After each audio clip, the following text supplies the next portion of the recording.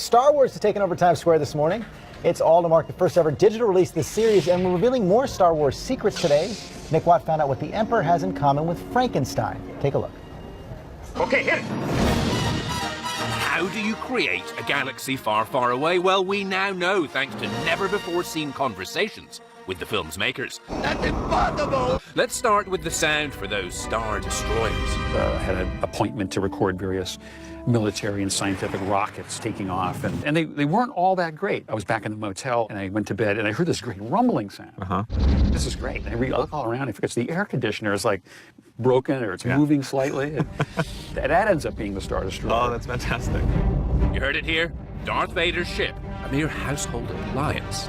I find your lack of faith disturbing. Here's how it worked for the last trilogy. The great George Lucas wrote the scripts, and Doug Chiang created that galaxy.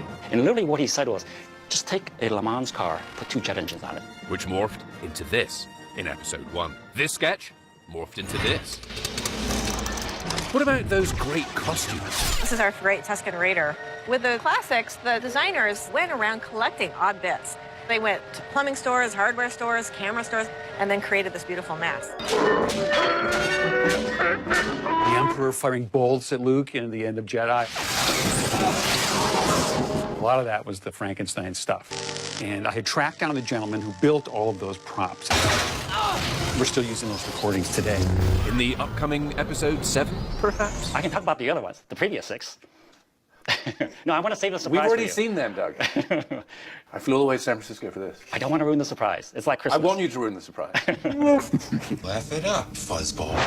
Until December, all we have is this trailer. For Good Morning America, Nick Watt, ABC News, San Francisco. We might find out a little bit more before December. But right now, let's go to the social square.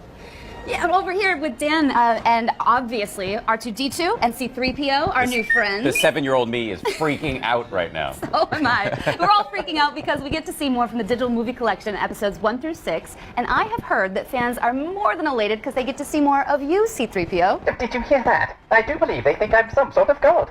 We've watched you travel through multiple galaxies in these movies. Do you get frequent flyer miles? My goodness, well, Sir Daniel wouldn't want my life to get boring, would you? Never, never. They travel more than us.